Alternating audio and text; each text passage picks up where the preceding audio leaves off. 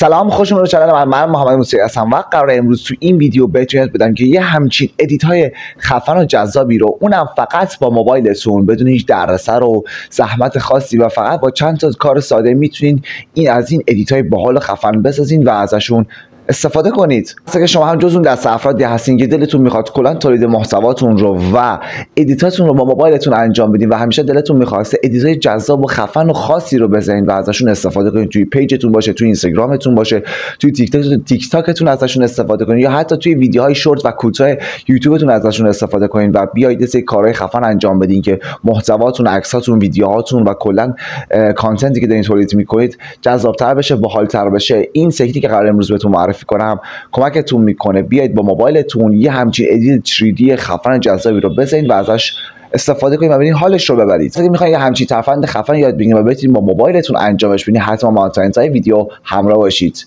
قبلا اگه می‌خواستین یه همچین ادیت 3D و خفن و به قول گفتین ساده رو بزنید، بعد می‌رفتین سراغ اپلیکیشن و نرم افزارهایی مثل پریمیر و افتر افکت و اینجور نرم افزارها که بتونید یه همچین ادیتی رو بسازید. اما الان میتونید با موبایل خودتون، حالا فرق نداره چقدر میخواد قوی باشه، ضعیف باشه یا هر چیز دیگه، اصلا اهمیت نداره، به اپلیکیشن نیاز دارین که بتونید در نهایت یه همچین ادیت باحال جذابی رو بسازید. خب ما الان برای این ادیت خفن 3D مون به یه اپلیکیشن نیاز داریم. چه اپلیکیشنی؟ اونم اپلیکیشن معروف و خفن و پرطرفدار کپکات که احتمالاً اسمش شنیدین یا تو موبایلتون دارین یا حتی دارین ازش استفاده میکنین و طرف باش کلی ادیت خفن و به قول گفتیم باحال زدین و محتوای باحالی رو باش تولید کردین. اما اگر اپلیکیشنش رو ندارین و تا ازش استفاده کنین اصلا اشکالی نداره. لینک دانلودش رو توی دیسکریپشن براتون میذارم که دانلودش کنین و نصبش کنین و بقیه کارمون رو با هم انجام بدیم. تا قبل از اینکه برین کارمون شروع بکنید یادتون نره که حتما کانال رو سابسکرایب بکنید، اون زنگوله کنارش رو هم بزنید تا هر وقت براتون ویدیو و آموزشی آماده کردم بیاید ببینید و ازش استفاده کنید. یه حرف زدم بس، بریم سراغ اسکرین و موبایلمون و ببینیم ما چطور میتونیم با اپلیکیشن کپکات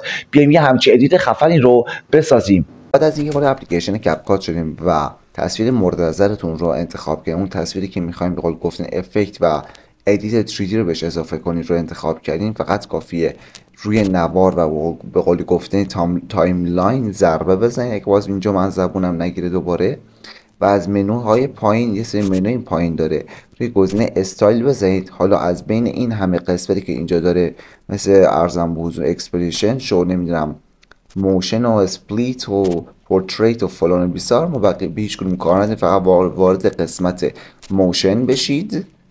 اینو نمیخوام من، نه، وارد قسمت موشن بشید و افکت 3D زوم رو انتخاب کنید و وقتی 3D رو انتخاب کنید گزینه تیک پایین رو بهش ضربه بزنید و ویدیوتون رو پلی کنید و میبینید که یه همچین افکتی به قول گفتن شما تونستین بسازید. حالا من یه تصویر همینجوری انتخاب کردم، شما تصویر منظر خودتون رو انتخاب کنین، خیلی با کیفیت بهتری حالا روش میشینه. من این نوارش رو بیشتر میکنم به قول گفتن دوباره از اول پلی میکنم تا ویدیو من قشنگ نگاه کنید حالت خودش رو بگیره و تمام. به همین راحتی فقط این رو فراموش نکنید که حتما VPN یا همون قند شکنتون کانکت باشه و وصل باشه و بعدش بیاید از این افکت و استایل به قول گفتن استفاده کنید تو اپلیکیشن کپکات. چرا؟ چون کپکات اومده ما رو تحریم کرده و ما نمیتونیم به همچین آپشن هایش به صورت کاملا نرمال و از اینجور حرفا دسترسی پیدا کنیم. باید حتما داستان قند شکن رو اوکی بکنیم تا بتونیم بیایم یه همچین افکت و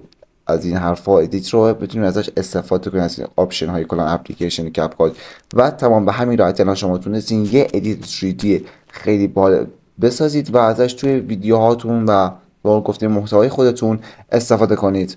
و تمام. دیدین چقدر راحت تونستیم با اپلیکیشن کپکات این ادیت رو انجام بدیم؟ نه در اثر خاصی داشت، نه زحمتی داشت، نه هیچ چیزی. یه سری تنظیمات داشت، یه سری گزینه‌اش که ما انتخاب کردیم و در نهایت تونستیم ادیتمون رو خروجی بگیریم و بریم ازش استفاده کنیم. حالا می‌خوایم تو اینستاگرام پستش کنیم، حالا می‌خوایم تو ادیت‌های دیگه‌مون ازش استفاده کنیم، می‌خوایم تو تیک تاک بزنیم یا هر جایی که دلمون می‌خواد، اصلا اهمیت نداره. از این ترفند و تکنیک شما الان میتونید بیاید استفاده کنید و باش کلی محتوای خفن‌تر بسازید و باش کلی ویوهای باحال و خفن بگیرید و بهتر کنید. امیدوارم که این آموزش و این ویدیو به درتون خورده باشه و براتون کاربردی بوده باشه و اینکه ببینید ازش استفاده کنید و به درتون بخوره. حتما یادتون نره کانال رو سابسکرایب بکنید و آموزش‌ها رو دنبال بکنید و اینکه اگه سوال یا نظری داشتین حتما برام تو قسمت کامنت ها بنویسید، سعی می‌کنم حتما راهنماییتون کنم و واقعا بهتون کمک کنم. و دیگه همین حرف دیگه باقی نمیمونه، مثل همیشه بیاید خلاق باشید، خلق کنید.